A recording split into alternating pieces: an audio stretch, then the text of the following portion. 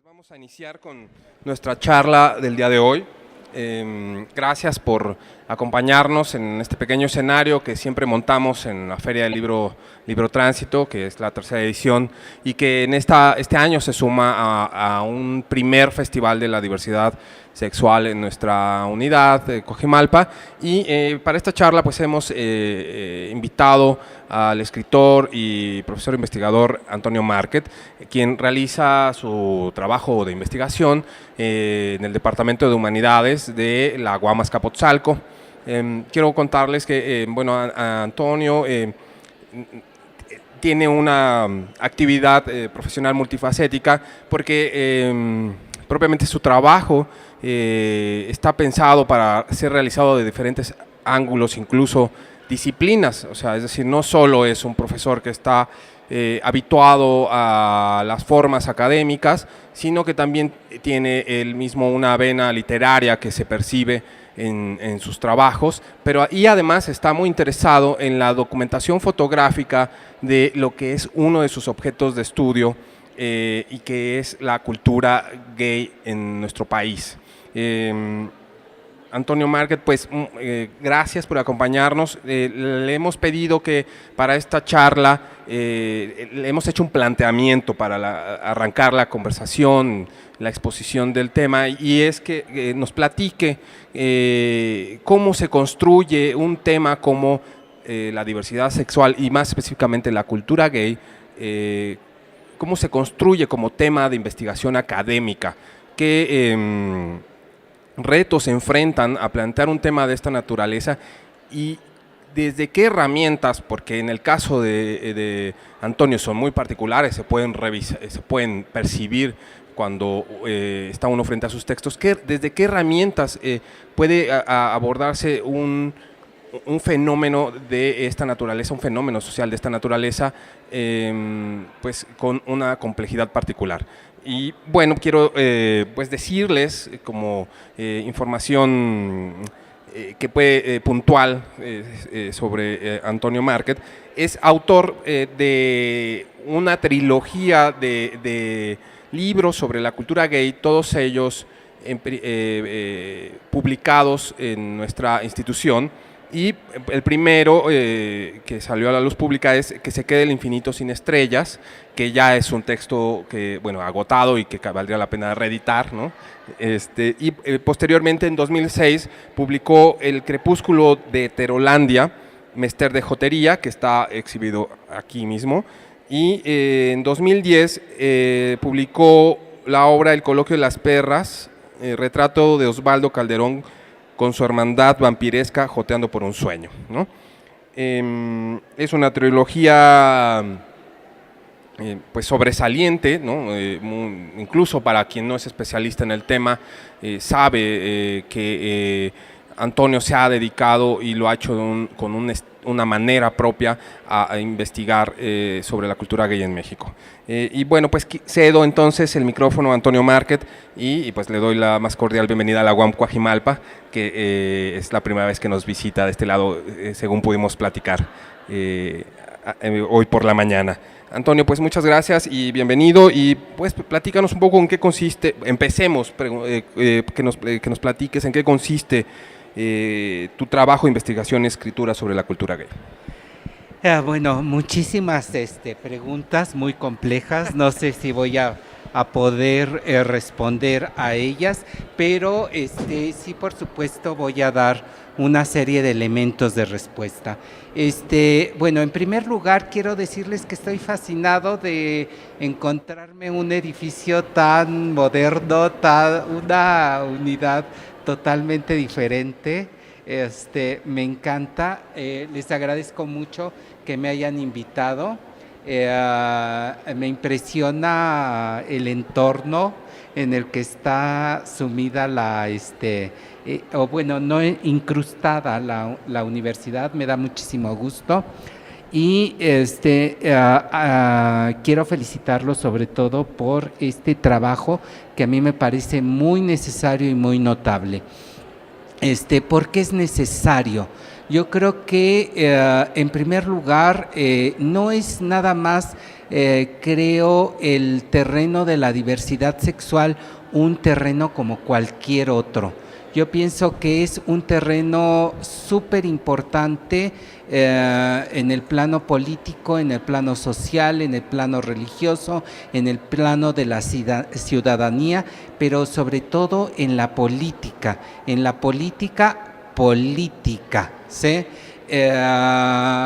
¿Por qué es esto? Me estaban preguntando antes de iniciar esta charla qué importancia tenía. Creo que es muy grave lo que ha sucedido en las recientes elecciones, en la que hubo candidatos conservadores, una candidata y un candidato que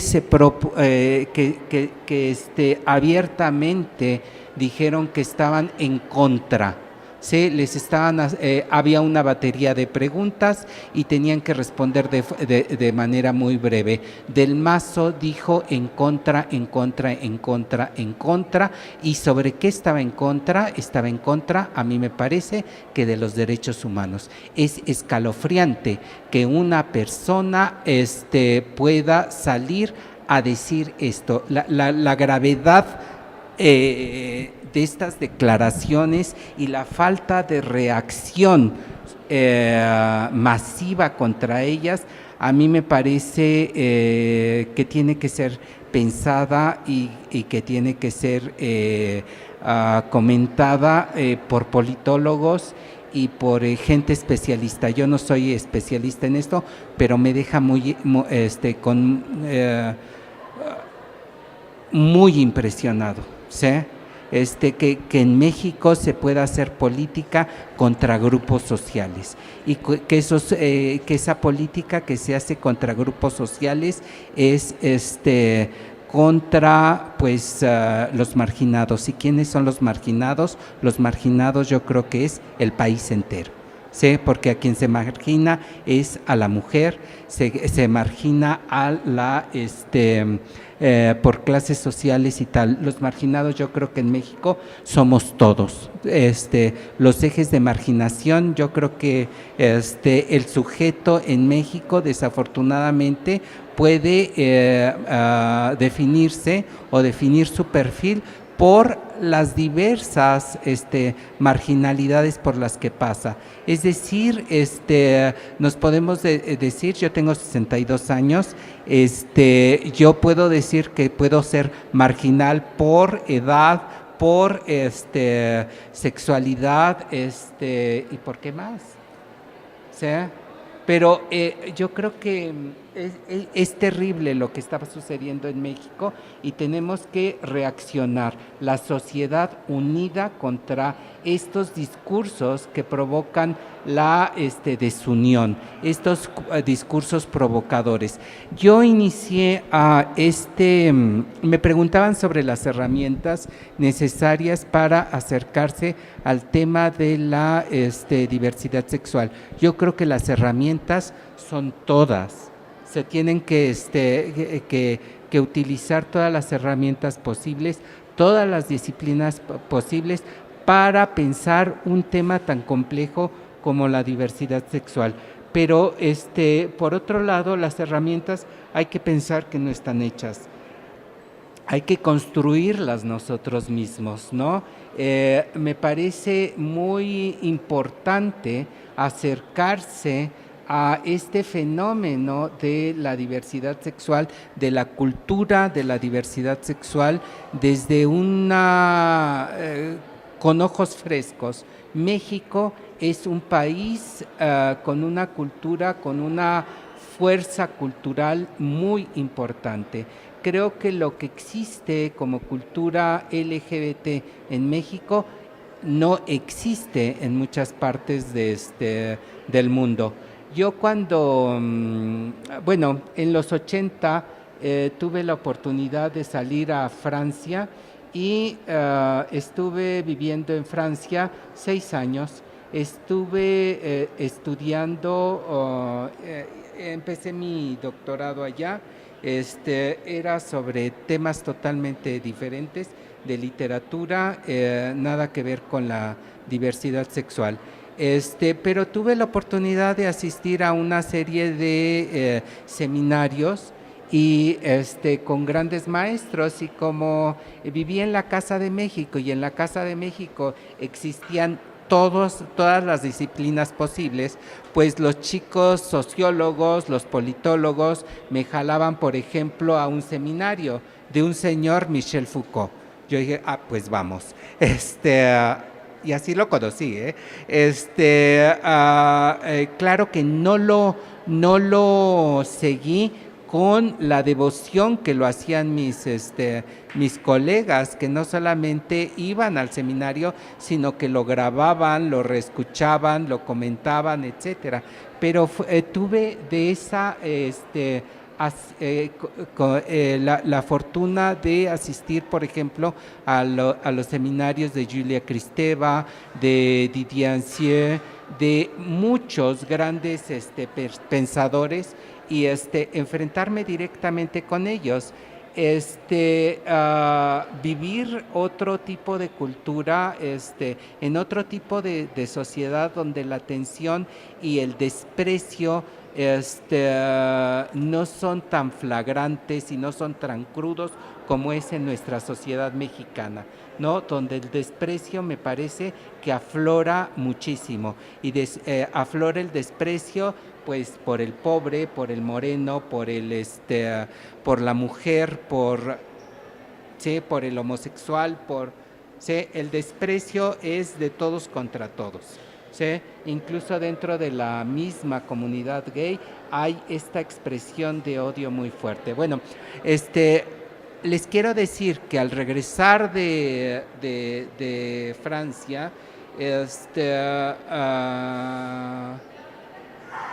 empecé a ir nuevamente a bares y me impresionó muchísimo México. No porque lo hubiera olvidado, uno no olvida su país, uno lo lleva en la sangre, pero lo veía con los ojos después de la experiencia francesa. Y una de las cosas que me llamó mucho la atención fue en el bar El Taller. Un stripper empezó a bailar con un chico, y a este chico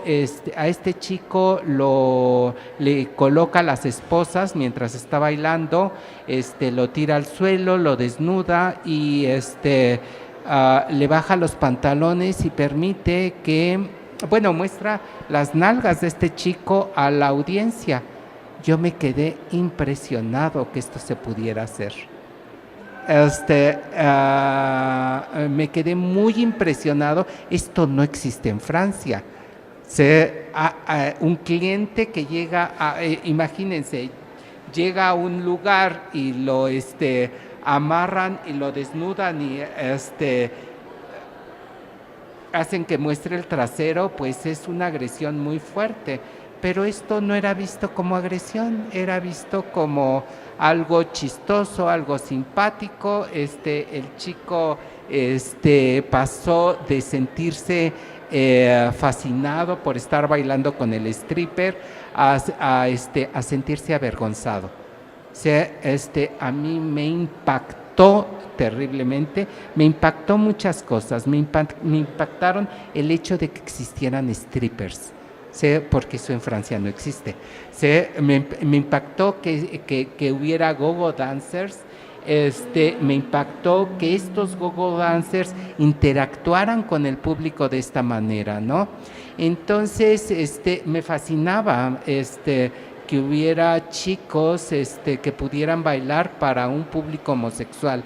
Me enloquecía, me parecía maravilloso, excitante, poder lucir el propio cuerpo, pero al mismo tiempo yo me preguntaba, ¿qué onda con estos chicos? ¿Por qué sucede que en estos bares de clase media alta, la población es más bien blanca, y los chicos que están en la barra dando show son morenos? ¿Por qué no existe una compenetración entre lo que sucede en la barra y los que estamos abajo, porque la gente no ve al stripper, si son maravillosos, sus cuerpos son extraordinarios, porque la gente nada los ve como de reojo y no se acerca a ellos, porque no hay diálogo, porque mil cosas, ¿no? Entonces empecé a pensar que existía una doble marginación. Es decir, nosotros somos una comunidad marginada, cuyas expresiones culturales son por la noche, en espacios cerrados, los bares, etcétera. Pero dentro del bar existe también una dicotomía entre aquellos que son los servidores, aquellos que son los empleados y la gente que va a esos bares, que no siempre son bares muy accesibles y muy baratos. Entonces, había una vuelta de tuerca muy, muy particular. Me propuse entrevistar a los strippers. Quería hacer fotografía, quería hacer un trabajo sobre ellos, pero al acercarme con ellos había muchísima desconfianza por un lado, y por otro lado había una agresión muy fuerte, ¿no? Si quieres hablar conmigo te va a costar dinero, y un tratamiento de una vedette. Sí, ellos se sentían, por lo menos los que yo pude entrevistar o con los que pude hablar, nunca entrevisté a ninguno de ellos, había un tratamiento muy áspero hacia mí, ¿no? Muy violento, agresivo, majadero, etcétera, ¿no? Entonces yo dije, bueno, pues no es un tema que me interese particularmente. Me acercaba con mucho respeto, quiero decirles, y nunca había una cuestión de relación sexual o de interés de obtener favores de alguna naturaleza, sino que era un acercamiento realmente muy respetuoso, pero desde su parte era muy terrible. Hablé con el dueño, me dijo que iba a hablar de algún bar, y me dijo que iba a hablar con ellos para que cambiaran de actitud, pero no hubo cambio de actitud. La situación es así. Normalmente estos chicos no son homosexuales, son heterosexuales, pero de esta heterosexualidad entrecomillada, ¿no? Que pueden por un pago tener relaciones con la clientela, pagos que son, a mí me parecían muy altos, pero no sé las tarifas en esos terrenos de cuánto sean y de cómo. Dejé ese tema de investigación y me quise acercar a otro tipo de compañías, a la de los travestis, ¿sí? Travestis que trabajan en y que tienen muchísimos años trabajando en esto, en los bares del centro, en el Oasis, pero sucedió lo mismo. Sí, ellas son grandes vedettes. Yo creo que es mucho más fácil acercarse a las grandes vedettes de aquí, a Thalía o a la Guzmán. Es muchísimo más fácil acercarse que acercarse a ellas, ¿sí? Entonces había una falta de que me citaban, me dejaban plantado, etcétera, y yo dije, bueno, pues no vale la pena. Y después me acerqué con las hermanas Vampiro, que me asustaban terriblemente.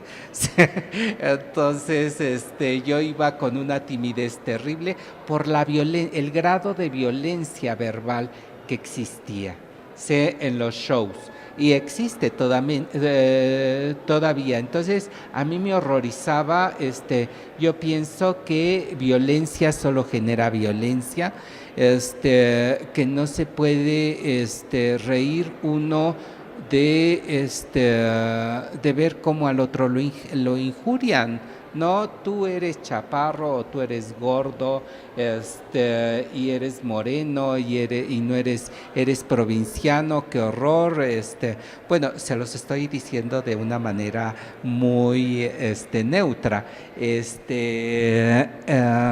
Osvaldo Calderón lo sabe decir de una manera muy chistosa, muy hiriente, muy terrible. Entonces, yo iba terriblemente asustado. Yo dije, no voy a hablar para nada, lo único que quiero es fotografiar. Para mí la fotografía ha sido una especie de llave. Yo quiero fotografiar y me interesa fotografiar absolutamente todo para dejar registro de muchas cosas. ¿Por qué dejar registro? Bueno, pues porque la memoria es muy importante. Pertenezco a una generación que ha visto desaparecer muchísimo. En primer lugar, todos mis amigos de la secundaria, de la prepa, murieron por la infección de VIH. Entonces, todos ellos, ¿por qué no los retraté? O sea, ¿por qué no retraté todos esos bares a los que iba antes de los años 80, ¿no? Antes del terremoto de 85, que fue terrible. Entonces, para mí retratar es de alguna manera congelar rostros, congelar situaciones, congelar espacios, poder establecer coordenadas de un presente. ¿Sí? A mí lo que me interesa es trabajar directamente sobre el presente, sobre lo que está ocurriendo en el aquí y en el ahora. Entonces, bueno, pues por eso la fotografía se me olvida qué estaba diciendo por la fotografía. Bueno, pues ha desaparecido muchísimas cosas de la ciudad, y eso es un elemento que causa ansiedad, que causa angustia y que causa depresión, porque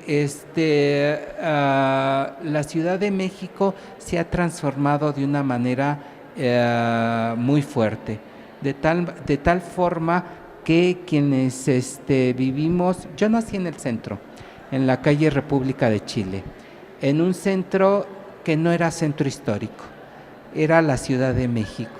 ¿Sí? Eso ya no existe. ¿Sí? El centro de ahora es un lugar de bares, por ejemplo, es un lugar muy glamoroso y tal. El México de aquella época era totalmente diferente. Por el centro se podía circular, había fluidez. Ahora pues ya no se puede circular, el paisaje cambió terriblemente y nosotros fuimos expulsados del centro hacia otras partes. Entonces, yo quiero volver al centro, ¿no? Porque siento que esa es mi ciudad, eso es lo mío. Ahora lo que está en boga es vivir en ese México, en ese centro histórico. Yo creo que había un tejido muy fino donde todos estábamos mezclados. ¿Sí? No había zonas comerciales, no había zonas que son especie de guetos con mucha seguridad, con mucha alambrada y con muchas diferencias, en donde nada más pueden circular en ciertas colonias, ciertas clases sociales, ciertas razas y ya. y quien llega a esas colonias pues inmediatamente se ve como ajeno a esos sitios, ¿no? Me parece muy terrible que exista, que se haya producido en México esta guetoización tan fuerte, ¿no? Que se hayan producido tantas castas en 50 años.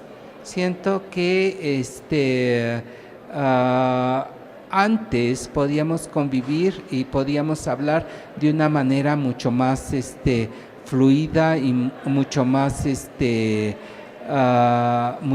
rica. Claro, es mi fantasía de niño, pero y estas castas y este racismo y este clasismo viene de tiempo atrás, ¿no? Entonces, bueno, por un lado fotografiar, por otro lado, interrogarse por muchas cuestiones de la cultura. Creo que en la cultura gay, una cultura de gueto, la importancia del bar es muy fuerte. ¿Por qué? Bueno, pues porque es una cultura marginal, porque es una cultura que sale de noche, ¿no? Una cultura en la que el sujeto vive en una especie, no en una especie, con una administración esquizofrénica de sus pulsiones, de su energía. Es uno de día y otro de noche, uno con la familia y otro con los amigos. Entonces, bueno, eso yo lo viví y les platico de mis experiencias, de una clase de edad que ya ahora quizás no para las nuevas generaciones esto que estoy diciendo seguramente ya no es válido.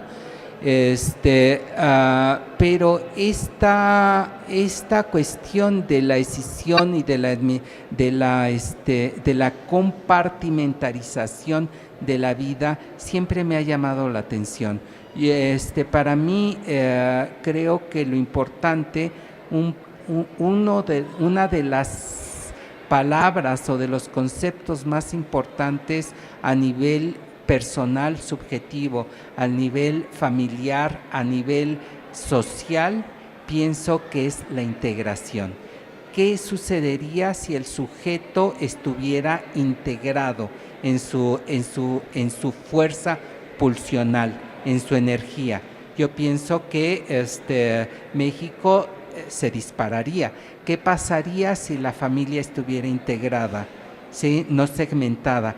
¿Qué pasaría si nuestra sociedad fuera integrada? Si pudiera fluir las cosas de una manera mucho más fácil, ¿no? Sin estar en los guetos y sin estar en la compartimentalización. ¿Qué sucedería si existieran derechos para todos, justicia para todos, equidad para todos? ¿Qué sucedería si México fuera igual? Sería un súper país. ¿Sí? Es decir, todo lo que tenemos, ¿sí? La riqueza histórica, nuestra riqueza interior, yo creo que se concretaría en obras diferentes, ¿no? Entonces, para mí lo importante es esta labor integradora. Y al hablar de integración, no nada más hablo del nivel del sujeto, de la familia, de la sociedad. También hablo dentro de la comunidad LGBTI, ¿sí? Que antes éramos nada más gays, ¿sí? Pero ahora decir gay es como es muy terrible, ¿no? Porque gay ahora lo que quiere decir es clase media alta, blanco, etcétera, ¿no? Entonces el gay ha venido el concepto de gay ha venido a hundirse, ¿no? Dicen que estamos viviendo la época de la posgaydad. ¿Y cómo cómo caracterizar esta posgayidad en la que estamos viviendo. Yo lo que veo, lo que siento, es que la comunidad se fragmentó, estalló, ¿sí? Y entonces, si eres trans, estás en un compartimento; si eres gay, estás en otro; si eres lesbiana, estás en otra. Me parece terrible, ¿sí? Antonio, perdón, hay una cosa que a mí, cuando nos presentamos hoy por la mañana, te dije de bote pronto, ¿no? Y es los usos del lenguaje dentro de la comunidad gay, y es algo que incluso está como un tópico, un tema central en tu libro más reciente, que es El coloquio de las perras, ¿no? Estos usos violentos, lacerantes del lenguaje por parte de la comunidad. Pero también noto que hay una apuesta por el lenguaje, un lenguaje diferente, un discurso diferente en ti, tanto como investigador. Lo que yo te decía es que cuando yo tuve contacto en algún primer momento con aquel primer libro, ¿no? Que hoy está agotado, y que se llama Que se quede el infinito sin estrellas, me parecía como muy extraño verlo formar parte de un catálogo de la colección, si no mal recuerdo, Biblioteca de Ciencias Sociales y Humanidades de Guamas, Capotzalco. ¿Por qué? Porque había como una apuesta de lenguaje diferente en el seno del discurso académico. Bueno, uno puede ver los títulos, o sea, es tan sencillo como hacer el ejercicio siguiente, ¿no? O sea, ver la mayoría de los títulos, solo por los títulos, ¿no?, de las obras académicas, y ver los títulos de los libros de Antonio Marquet, ¿no? Evidentemente se revela una diferencia en el uso del lenguaje, y eso a mí me llama mucho la atención, porque es como incrustar una cuña en cierta comunidad que a veces puede ser muy hermética, como es la academia, ¿no? ¿Podrías platicarnos un poco de cómo llegas a esa apuesta de decir mis libros? Porque vi, por ejemplo, este primer estudio sobre Agustín Yáñez, Archipiélago Dorado, y evidentemente es un primer libro, por lo menos publicado en la UAM, en donde pues hay me lo voy a permitir, una sujeción a la normatividad discursiva de la academia, ¿no? Y después pasa algo. Evidentemente cambia el interés de investigación, pero también cambia el uso del lenguaje. ¿Por qué está puesta a un uso o usos del lenguaje que incluso se manifiesta en tu propio interés, no sé, como el perreo, como se conoce a esta manera de hablar, ¿no? Bueno, quiero decir que todos mis libros son un fracaso rotundo, porque, en primer lugar, porque lo que me he propuesto hacer nunca lo he logrado. No me quiero dedicar, no quiero encasillarme en, yo estudié literatura. Entonces, estuve en el área de literatura y fui jefe de área de literatura. Entonces, lo que me dicen, tienes que hacer literatura y nada más literatura. Pero si yo voy al bar y veo a las dragas, ¿es eso literatura o no es literatura? ¿Es eso teatro o no es teatro? ¿Por qué no está considerado dentro de la historia de la literatura? ¿Es literatura popular o es literatura culta? ¿Es literatura del gueto? ¿Es literatura? Dicen que no hay literatura gay, que nada más hay literatura o nada. Yo digo, ok, entonces vamos a decir que no hay literatura mexicana, porque hay literatura o no hay literatura. ¿sí? No vamos a decir que hay cultura maya porque hay cultura o no hay cultura. Entonces quitemos cultura azteca, quitemos todos los apellidos. Pero si vamos a actuar a través de los apellidos, pues entonces sí hay cultura gay, ¿sí? Y eso que hacen las dragas son, ¿qué es? No hay palabras, ¿sí? Entonces yo digo, bueno, me voy a referir a eso, a esas piezas de teatro como dragas y dramas, ¿sí? Entonces, un poco para utilizar el lenguaje, los géneros, desde la academia, pero también meterle una G, y en esa G está lo draga, ¿sí? Y estamos diciendo, nosotros tenemos una voz nueva, ¿sí? Lo que quiere decir el infinito sin estrellas, que se quede el infinito sin estrellas, es mi confianza, mi convicción de que cuando hable la comunidad gay, cuando se quite la mordaza, agárrense, porque se va a quedar el infinito sin estrellas, ¿sí?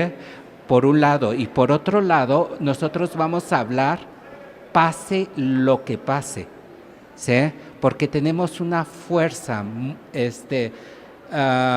una fuerza enorme, y esa fuerza enorme no es por otra razón porque seamos diferentes de los heterosexuales. Tenemos una experiencia muy fuerte, y esa experiencia que nosotros tenemos es la de los años 80 y 90, donde pegó el VIH muy fuerte, y nosotros tuvimos el terror, ¿sí? Terror, ¿sí? De que íbamos a terminar como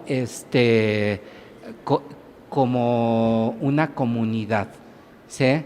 Entonces yo creo que el hecho de ver morir a nuestros compañeros, de enterrarlos, de ver el trato que nos daban en los hospitales. Solo hasta muy recientemente se pudo hacer que en el Seguro Social se quitara de los expedientes la marca VIH con letras de este tamaño, para que todo mundo viera. ¿Sí? Ya ven que los expedientes se ponen a la entrada de los consultorios. Entonces, para que todo mundo viera que ese que iba a entrar tenía VIH. ¿Sí? Entonces, este estigma nada más es uno, ¿sí? Pero yo fui a ciertos hospitales en los que se le entregaba los alimentos, se ponía la charola en el piso, en la puerta, no entraban al cuarto, ¿no? Entonces, imposible decir nada, porque uno puede, uno tiene la capacidad de expresar la indignación y tal, pero el enfermo se queda. Entonces, estamos de alguna manera atados. Nosotros vimos lo que sucedió y la reacción de la gente. Esto no se vio en México, pero en Francia el VIH, en París, que fue una de las ciudades más castigadas, hubo una reacción muy terrible. Y la derecha dijo cosas terribles, pero allí la izquierda entró y nos defendió de una manera muy fuerte y muy determinante. Aquí en México también hubo una reacción. Entonces, esta fuerza de saber que nos vamos a morir, de saber que los nuestros murieron, ya no nos despojó de muchos temores. Frente a eso, ¿qué significa que nos digan puto? frente a una persona, cuando has visto morir a tus amigos, cuando has tenido el terror de estar infectado, ¿qué significa que la sociedad te vea de mala manera o que te insulte? Son, discúlpenme, pendejadas. ¿Sí? Hay niveles. Y lo que nosotros vivimos fue muy particular y eso nos dio esta fuerza de saber que habíamos sobrevivido a algo mucho más poderoso que la marginación, mucho más poderoso que el fuete del castigo. Entonces, esto nos permite estar en la sociedad y plantarnos de una manera muy diferente, por lo menos en mi caso. Entonces, los que sobrevivimos de esta hecatombe, ¿sobrevivimos por qué? ¿Sí? Por un azar.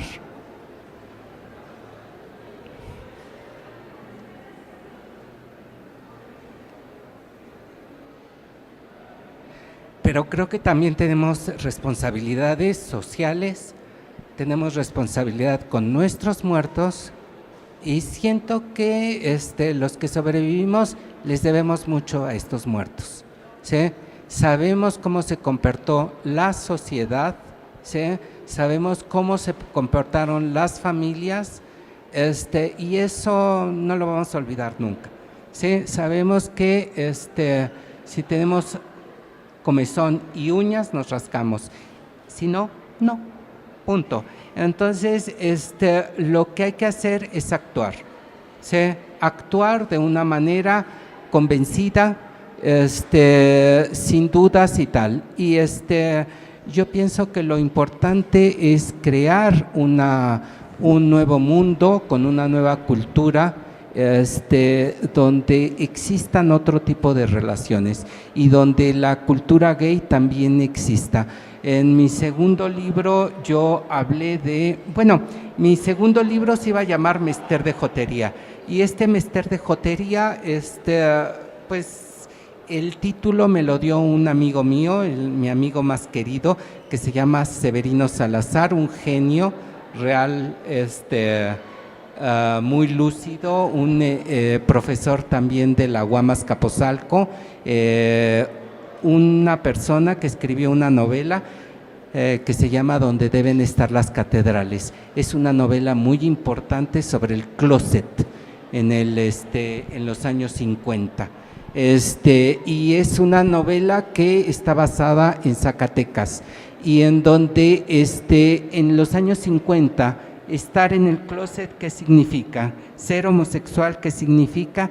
Y cómo se elabora esta homosexualidad. El destino de la homosexualidad en ese momento son dos. Uno, el suicidio, y el otro es la somatización. El otro personaje somatiza, hace un cáncer y muere terriblemente de ese cáncer. Entonces, es una novela muy estremecedora, muy interesante, sobre el Zacatecas de los años 50. Esta persona me dijo: tú lo que haces no es literatura, lo tuyo es un mester de jotería. Me lo dijo con desprecio, con perreo, con tal. Entonces yo recuperé ese título porque le dije: estas palabras van a quedar para siempre porque me parece genial lo que acabas de decir. ¿Sí? Es un mester de jotería, porque es la creación, mester, ¿sí? El mester en la Edad Media es el oficio de los escritores, es el mester de juglaría, cuando lo que se escribe son las hazañas de los héroes, y es el mester de clerecía cuando se escribe las vidas de santos. Al decir yo mester de jotería, lo que estoy diciendo es cuando se introduzca la palabra homosexual en la cultura, ¿sí? Se va a crear un lenguaje muy diferente. Y al decir lenguaje, no es nada más lenguaje articulado, sino formas culturales que estamos viendo en la actualidad, ¿sí? Entonces, y son muchísimas herramientas. Entonces, lo que yo he querido es no dedicarme exclusivamente a la literatura, como yo debería de haber hecho, puesto que estoy en el área de la literatura. Yo digo, bueno, ¿y qué la literatura gay no tiene que ver con lo que hacen los strippers en la barra, lo que hacen las dragas en los teatros, lo que hace el travesti caminando por la calle? No tiene nada que ver con es decir, la cultura gay que es, pues yo creo que es muchísimas cosas, desde pintarse hasta hacer ejercicio en el gimnasio, etcétera. Yo pienso que el abanico es bastante amplio. ¿Cómo encontrar la interrelación que existe entre todos estos? Por ejemplo, hace un par de semanas, el 17 de junio, hubo un par de eventos en el Teatro de la Ciudad, ¿sí? El día 17, el sábado 17, hubo un espectáculo que se ha llamado Dragatitlán, es decir, el espacio de las dragas. Y al día siguiente hubo el mariachi Trompas de Falopio, ¿sí? Entonces, las dragas, ¿qué hicieron? Un espectáculo seductor, maravilloso, impresionante. ¿Cuántos personajes había en el escenario? Más de 100. ¿Sí? Más de 100 y una serie de compañías que incluían un coro gay, un ballet gay, algo impresionante. ¿Cómo se hizo todo eso? Nada más estudiarlo desde el punto de vista administrativo, yo creo que es importantísimo, ¿sí? ¿Cómo se puede conjugar a tanta gente para estar en el escenario? ¿Cuánto ganaron las dragas? Todos los que estuvieron no ganaron nada, ¿sí? La voluntad de aparecer, la voluntad de aportar algo es algo muy impresionante. Yo creo que lo importante allí no solamente es la obra de teatro, sino el altruismo. No solamente es la obra del teatro, sino las negociaciones que tuvieron que existir para estar allí, ¿sí? Entonces, la historia argumental de este espectáculo, ¿cuál fue? Una chica draga, cuyo novio la deja porque no sabía que era draga, y entonces se va, no quiere andar con dragas, después lo convencen y colorín colorado, al final se unen, ¿no? Muy elemental, pero contado con todos los recursos que son vestimentales, de pelucas, mil. Al otro día, ¿qué es lo que hay? 3 mujeres cantando, las reinas chulas. ¿Qué es lo que cantan? Cantan canciones vernáculas, las más conocidas, ¿eh? Pero no nada más cantan, sino que dicen, bueno, a ver, ¿cuáles son nuestras vidas en tanto que cantantes? Bueno, pues hablan de sus conflictos con el galán, etcétera, con el hombre, y entonces deconstruyen la música popular mexicana, ¿sí? Deconstruyen todo drama que existe y dicen, bueno, pues sigámoslo cantando, pero realmente esto no avanza a nuestra situación en tanto que mujeres. Si comparamos la propuesta drag con la propuesta lesbiana, son 2 espectáculos totalmente, ¿sí?, contrastados. ¿Sí? ¿Cuál es mejor? ¿La vía lesbiana o la vía draga? Pues no tenemos que escoger, tenemos los dos. ¿Sí? Entonces, por un lado la seducción, por un lado el divertirse, el echar desmadre en el espectáculo. Y las lesbianas, desde un punto de vista político, utilizando todas las herramientas de análisis hacia la canción popular, para hablar de ¿qué? De la situación de la mujer, de la sumisión de la mujer dentro del espacio familiar, ¿sí?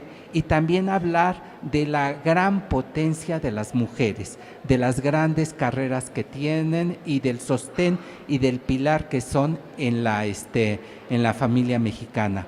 Yo digo, wow, ¿sí? Qué manera, es decir, no solamente van a divertir cantando, sino que lo que quieren ellas es, ¿sí?, transmitir elementos de análisis para criticar la canción vernácula. ¿Sí? Yo digo, wow, qué maravilla. Esto es lo que yo quiero hacer justamente con Juan Gabriel. ¿Sí? Mi primer artículo que hice fue sobre Juan Gabriel. No me gustaba para nada en aquella época. ¿Sí?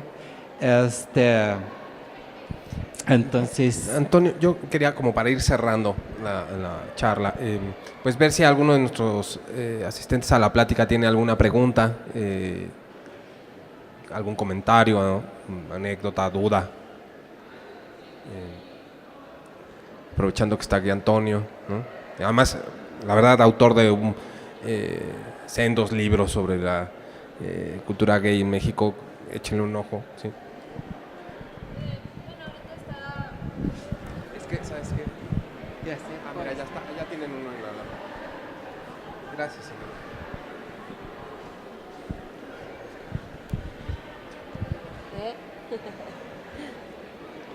Bueno, estaba escuchando ahorita la plática, pero ya no terminó bien sobre el artículo de Juan Gabriel. Entonces, ¿de qué trató? El artículo de Juan Gabriel en aquella época es que fue una crónica. Fui a ver a Juan Gabriel al estadio de Ciudad Nezahualcóyotl. Me impactó el orden que había. Bueno, también la odisea de ir desde mi casa hasta Ciudad Nezahualcóyotl fue algo extraordinario. Empecé a analizar sus canciones porque no las entendía y sigo sin entenderlas. Me parecen demasiado complicadas, algunas. El año pasado hubo un libro coordinado por Braulio Peralta que se llama Juan Gabriel, lo que se ve no se pregunta. Y allí pude entregar 2 textos para empezar a pensar, porque me interesa muchísimo. Voy a los bares, veo a Juan Gabriel y bueno,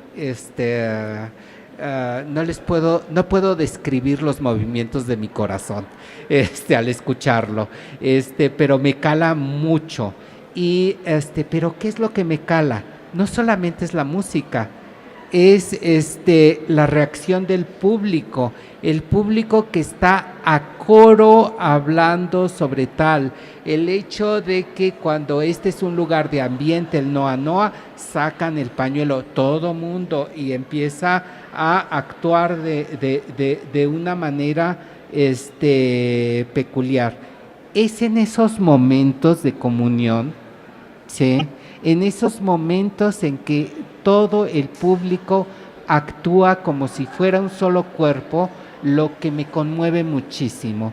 Yo creo que la solución estaría por allí, ¿sí?, encontrar momentos de comunión, momentos en el que actuamos como un solo cuerpo, para que la vida emocional sea más intensa.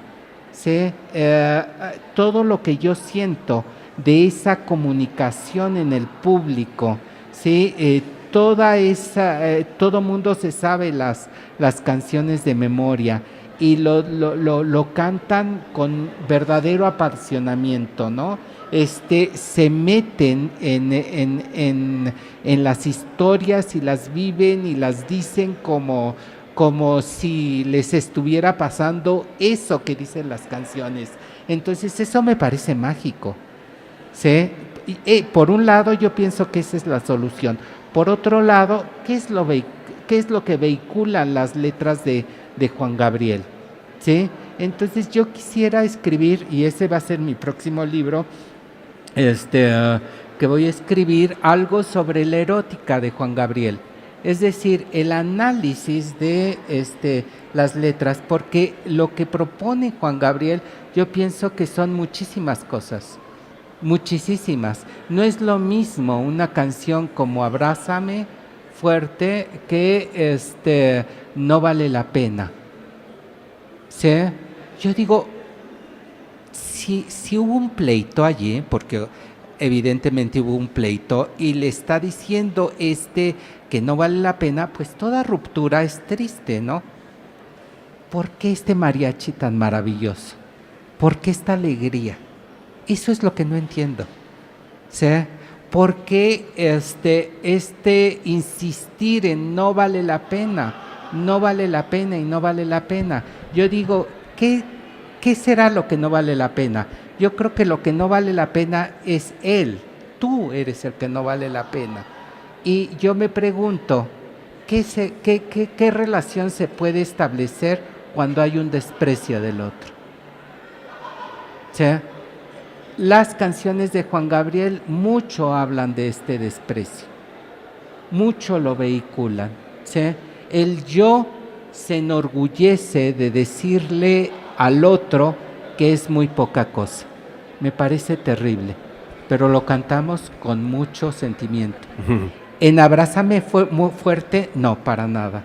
¿Qué quiere decir todo ese Abrázame muy fuerte? Pues ya lo leerás en el libro.